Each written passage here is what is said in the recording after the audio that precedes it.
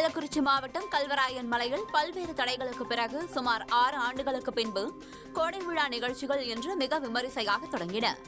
சமூக நீதித்துறை அமைச்சர் வன்னியரசு மற்றும் வனத்துறை அமைச்சர் ரஞ்சித்குமார் ஆகியோர் சிறப்பு விருந்தினர்களாக கலந்து கொண்டு விழாவை அதிகாரப்பூர்வமாக தொடங்கி வைத்தனர். இந்நிலையில் விழாவிற்கு செய்தி சேகரிக்க செய்தியாளர்களுக்கு தனி இடம் ஒதுக்கப்படாமலும் நாற்காலிகள் போடப்படாமலும் அலட்சியம் செய்யப்பட்டதாக கூறப்படுகிறது. இதனால் அதிர்ச்சியடைந்த செய்தியாளர்கள் செய்தி சேகரிப்பை புறக்கணித்து அரங்கிலேயே திடீரென தர்ணா போராட்டத்தில் ஈடுபட்டனர்.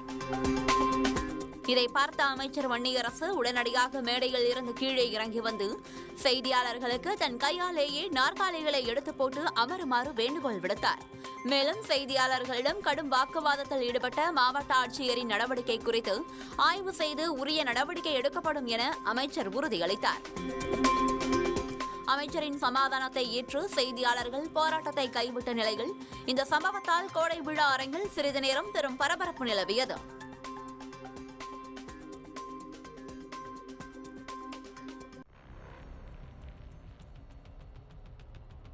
தென்காசி மாவட்டம் சுரண்டை அருகே உள்ள வீரகேளம்புதூர் அரசு மேல்நிலைப் பள்ளியில் படித்து வரும் பவித்ரா மற்றும் சுஜிதா ஆகிய 2 மாணவிகள் சிறப்பு வகுப்பின் போது சத்தம் போட்டதாக கூறி ஆசிரியர் தேன்மரிய சுகந்தி என்பவர் தடிமனான கம்பால் கடுமையாக தாக்கியுள்ளார்.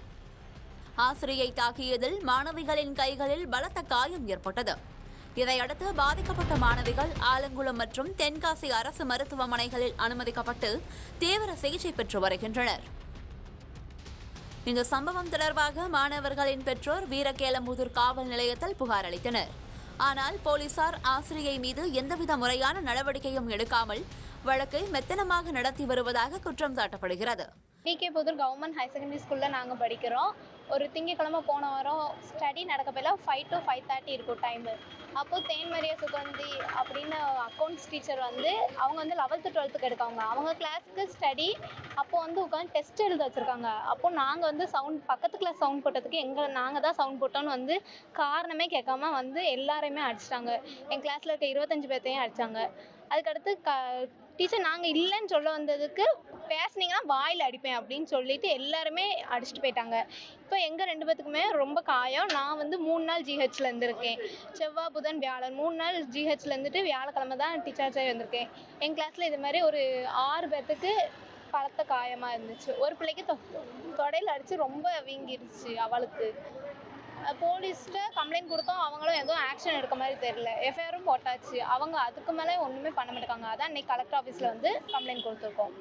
மேலும் புகார் அளித்ததை கோபத்தில் பார்த்த ஆசிரியை தொலைபேசியில் தொடர்பு கொண்டு புகாரை திரும்ப பெற வேண்டும் என தொடர்ந்து மிரட்டல் விடுத்து வருவதாக பெற்றோர்கள் வேதனை தெரிவிக்கின்றனர். இதனால் அச்சமடைந்த மாணவிகளும் அவர்களின் பெற்றோரும் இன்று தென்காசி மாவட்ட ஆட்சியர் அலுவலகத்திற்கு நேரில் வந்து தாக்குதலில் ஈடுபட்ட ஆசிரியை மீதும் மிரட்டல் விடுத்து வரும் நபர்கள் மீதும் கடுமையான நடவடிக்கை எடுக்க வேண்டும் என்று வலியுறுத்தி மனு அளித்தனர். வணக்கம் சார், என் பேர் முத்து. என் குழந்தை கவர்மெண்ட் ஸ்கூலில் விகேபூரில் 10th படிக்கிறா. அப்போது இந்த மாதிரி 10th ஸ்கூலில் ஸ்டடி வச்சுருக்காங்க. போன வாரம் திங்கக்கிழமை 4 to 4:30 மணிக்கு டீச்சர் ஸ்கூலில் படிச்சிருக்கிற வேலை வேறு பிள்ளைங்க சத்தம் போட்டுக்கிட்டு இருந்திருக்கு. வந்த விருட்டுக்கே ஸ்பாட்டில் ஏன் எதுக்குன்னு கேட்காம அந்த டீச்சர் கண்மூடித்தனமாக பெரிய மட்டக்கம்பை கொண்டாந்து 25 குழந்தைகளையும் அடிச்சிருக்காங்க. அதில் என் பொண்ணுக்கு கையில் ஃப்ராக்சர் ஆகிருக்கு. பவித்ரா அந்த பொண்ணுக்கு காயம் தென்காசி சிகிச்சையில் பார்த்துருக்கா. என் பொண்ணை இங்கே விகேபூர் சிகிச்சையில் பார்த்து ஆலாங்குளம் சிகிச்சையில் பார்த்தேன். ஆலாங்குளம் சிகிச்சையில் பார்த்துட்டு ப்ரைவேட்லேயும் போய் எல்லாம் செக்அப் பண்ணியிருக்கேன். அவங்க ஃப்ராக்சர் சத உடவுன்ட்டாங்க. இப்போ 1 வாரம் ஆயிடுச்சு. இதுக்கு ட்ரீட்மெண்ட் பார்த்துக்கிட்டு இருக்கல அந்த தேன்மரிய சுகந்தி அந்த மேடம் பாப்பா நான் ஹாஸ்பிட்டலில் விகேபூர் ஸ்கூலில் இருக்கும்போது நான் தான் அடித்தேன். உங்களால் என்ன செய்ய முடியுமோ பண்ணுங்கள், என்கிட்ட பணம் இருக்குது, நான் பார்த்துக்கிட்டு தான் இருக்காங்க.